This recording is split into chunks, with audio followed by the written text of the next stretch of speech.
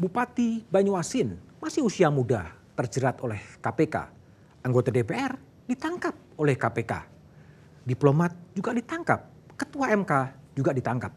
Apa yang salah dengan sistem hukum Indonesia? Kok banyak sekali yang ditangkap? Iya, itu bukan sistem hukum, Bung Budiman. Menurut saya itu sistem politik. Sistem politik ya? Iya, sistem politik yang salah. Recruitment ya. Mungkin biaya politiknya itu tinggi dalam demokrasi kita itu tentu itu akan mencari dasar untuk menang ya. Untuk menang, lalu biaya politiknya tinggi, tentu itu akan berdampak kepada tindakan-tindakan untuk mengembalikan biaya-biaya politik yang telah dikeluarkan. Ini saya kira suatu politik kita oke, secara politik kita itu atau demokrasi kita sudah berjalan, mungkin di Asia sudah baik ya. Tapi saya kira secara substansial ini saya kira dalam demokrasi ekonomi dan juga dampaknya biaya politik yang tinggi, saya kira ini memerlukan suatu aturan yang baru ya, yang tidak menimbulkan korupsi.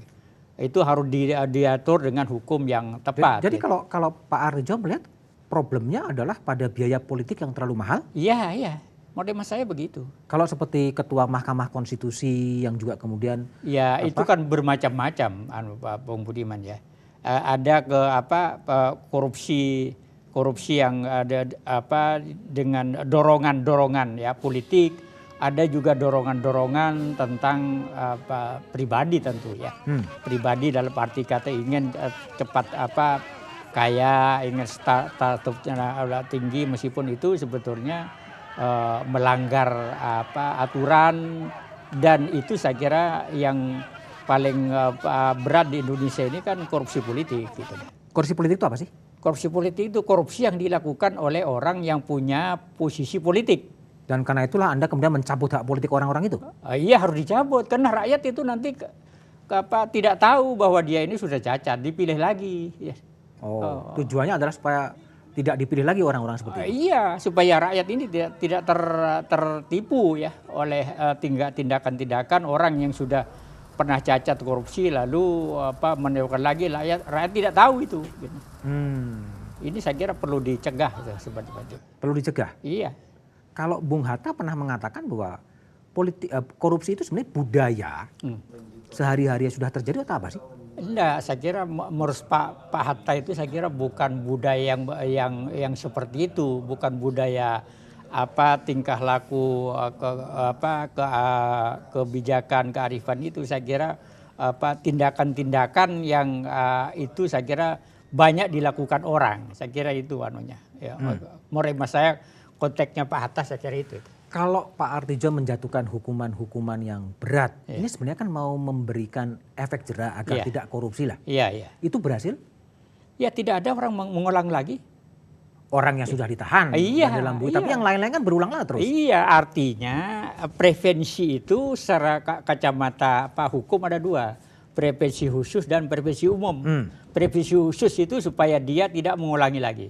Prevensi umum itu adalah supaya orang lain tidak meniru dia melakukan lagi. Gitu.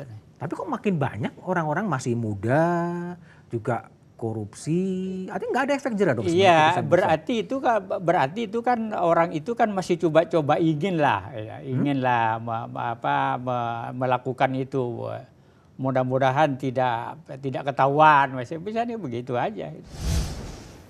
Ya, setahu saya memang para terdakwa yang sudah diproses di tingkat pertama dan tingkat banding, kemudian kasasi, kalau diketahui Pak Artijo yang jadi ketua majelisnya buru-buru dicabut. Ya, memang ada ketentuan perkara kasasi yang belum diputus boleh dicabut.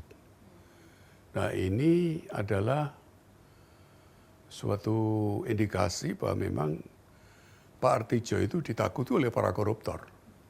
Anda merasa gagal menjatuhkan hukuman berat untuk mencegah korupsi yang Oh lain? enggak, saya kira saya tidak merasa gagal karena banyak orang yang kasasi di Mahkamah Agung itu dicabut lagi. Dicabut karena yang nunggu Artijo.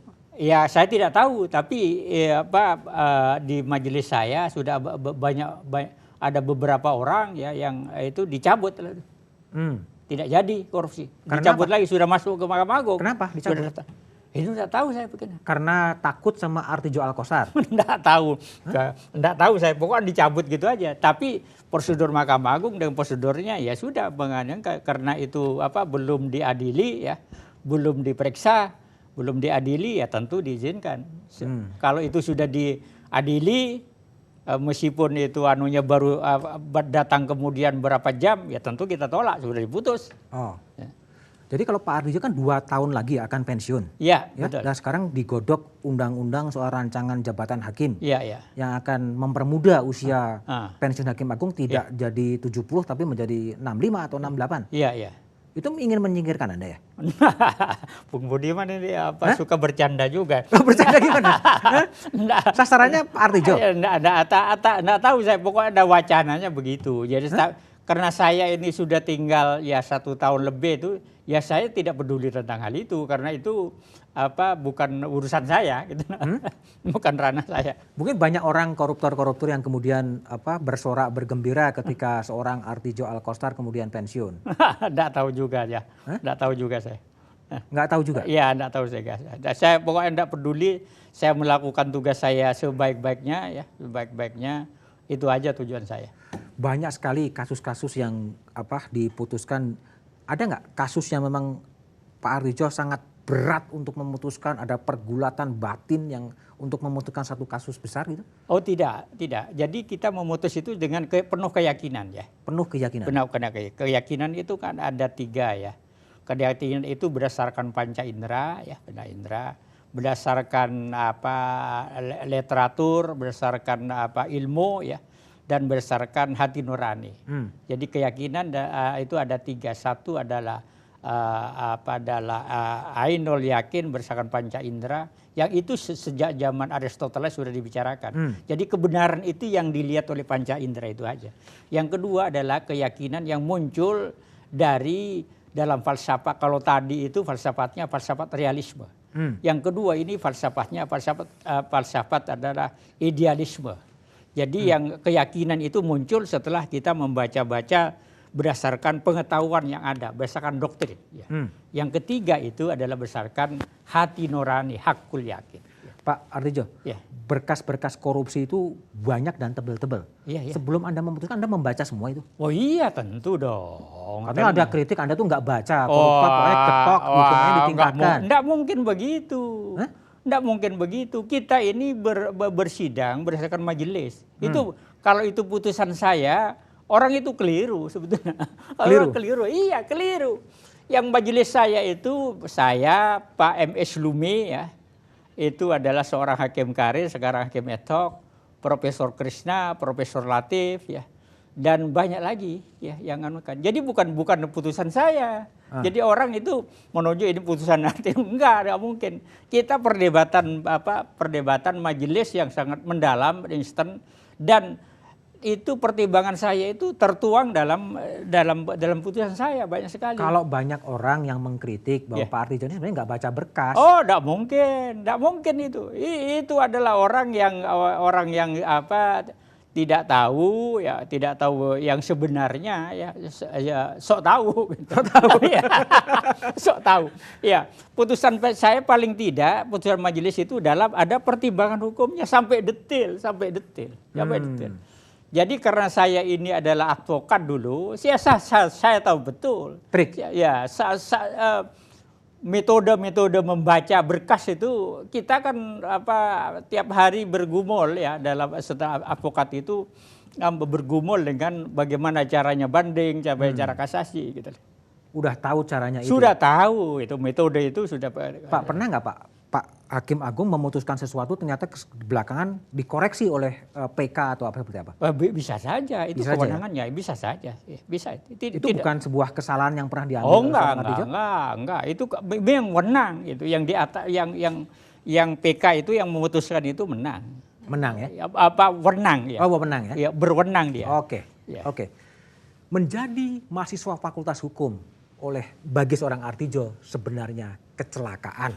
Dia tidak ingin jadi Fakultas Hukum, tapi kondisi membawa beliau menjadi mahasiswa Fakultas Hukum. Tapi jawabannya setelah jeda berikut ini.